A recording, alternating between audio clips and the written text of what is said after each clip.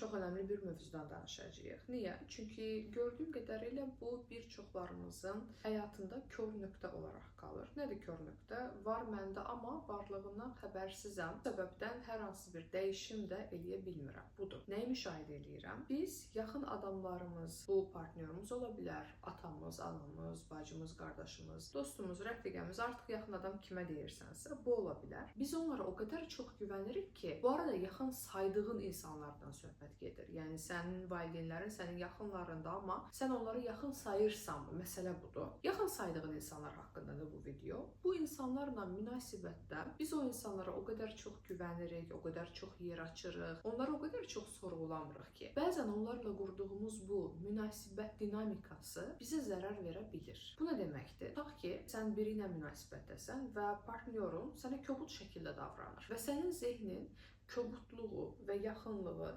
eyni müstəvidə daşıya bilmir. Nəticə olaraq nə edirsən? Ya alırsan kobudluğu və bu adam belə bir adam idi mı deyirsən və avtomatik olaraq o yaxınlığı silməyə çalışır zehnin, ya da o kobudluğu ignor edirsən, inkar edirsən, bilmədi deyirsən və bu səfər də yaxınlığa sahiblənirsən. Çünki çox zaman unudursan, bizim kör nöqtəmiz budur insan olaraq, çox hallarda, həmişə yox. Biz həqiqətən yaxın hiss elədiyimiz insanlardan kobudluq gözləmirik. Burada kobudluq dediyimiz şey, mən indi buna kobudluq deyirəm bu misalda, amma səni təhlükədə hiss elətdirən hər hansı bir hərəkət ola bilər. Məsələn, bir məlumatı paylaşırsan, sənə aid olan bir məlumatdır, amma başqa insanlar tərəfindən də eşidirsən və yaxud da reaksiya almamaq kimi artıq səni təhlükədə nə hiss elətdirirsə bu. Yəni bizim çox güvəndə hiss elədiyimiz bir yerdir yox və özümüzü təhlükədə hiss elədiyimiz yerlər. Zehnimiz haqlı olaraq insanıq, çünki bu ikisi eyni anda, eyni yerdə, eyni müstəvidə daşıya bilmir və az öncə saydığım hərəkət edirik. Ya birini seçirik, ya digərini seçirik. Amma özünə çox yaxın hiss elədiyin, çox güvəndə hiss elədiyin insanlar tərəfindən də negativ duyğulara, negativ düşüncələrə, negativ vəziyyətlərə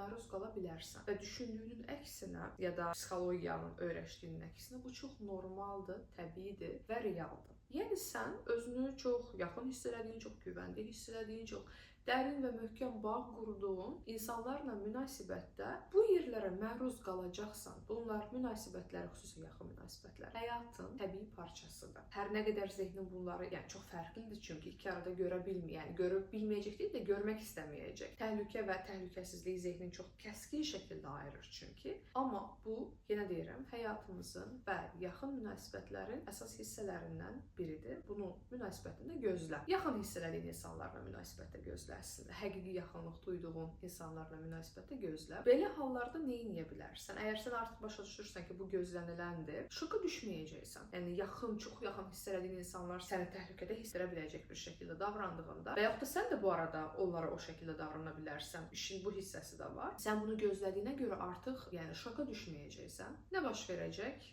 Şoka düşmədiyinə görə nə baş verdiyini anlaya biləcəksən, həzm edə biləcəksən və əgər gərək duyursansa ki, yaxın münasibətlər bunu tələb edir, onu ondan uyğun yerdə, uyğun şəraitdə və uyğun şəkildə danışa biləcəksən. Nədir burada əsas nüans? Xüsusən yaxın münasibətlərdə biz nə edirik? Əgər incinmişiksə, özümüzü necəsə təhlükədə hiss eləmişiksə, o qədər şok vəziyyəti keçiririk ki, bu adamı yaxınlıqdan silirik. Çünki necə, mən səndən bunu gözləmirdim deyirik. Amma əgər artıq bu kör nöqtəndən, insan olaraq bu kör nöqtədən xəbərdarsansa, yaxınlığı silmirsən. Təbii ki, bu adam sənə qarşı çox böyük yanlış eləyib, dəyərlərini keçib ya da dəyərlərini sil. Belə bir şeydən söhbət getmir, amma hər hansı bir şəkildə səni incidib, küstürüb və s.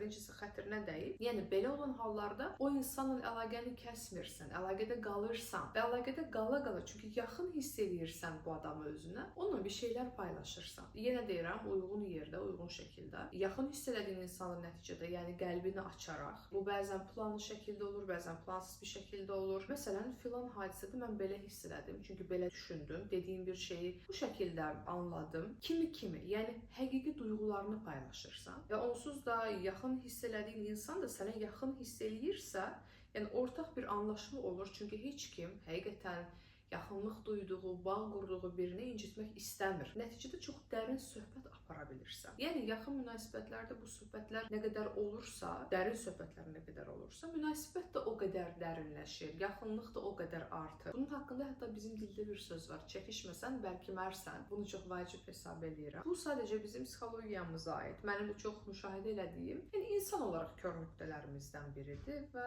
bu gün səninlə bunu paylaşmaq istədim. Bunun fərqində olduğumuz zaman çox daha dərin münasibətlər qura bilirik. Əgər hər hansı bir şəkildə bu söhbəti aparmaq sənə necəsə çətin gəlirsə və yaxud da bu münasibətin içərisində nəsə var və güvənmirsənsə, bunu özümlə görüşürəmlə işləyə bilərsən. Məsələn, bu hərəkətdən incindim, amma oturub bunu danışa bilmirəm, ya da bu hərəkətdən incindim, amma niyə incindim? Ya da şok keçirmisənsə, o şoku belə özümlə görüşürəmlə işləyə bilərsən. Həm səbəbini tapıb, həm də tapdığın səbəb üzərində işləyə bilirsən özümlə görüşürəmdə, ki onun da linkini aşağıda şərhlərdə yerləşdirəcəm. Özümlə görüşürəm haqqında olan sualları da burada playlistə yerləşdirəcəm bir yerdə link olaraq. Oradan keçid edib özümlə görüşürəmin də nə olduğu, prosesin necə getdiyi şəklində bütün məlumatları əldə edə bilərsən. Dayanaq bugün burada. Gələn videoda görüşərik. Hələlik.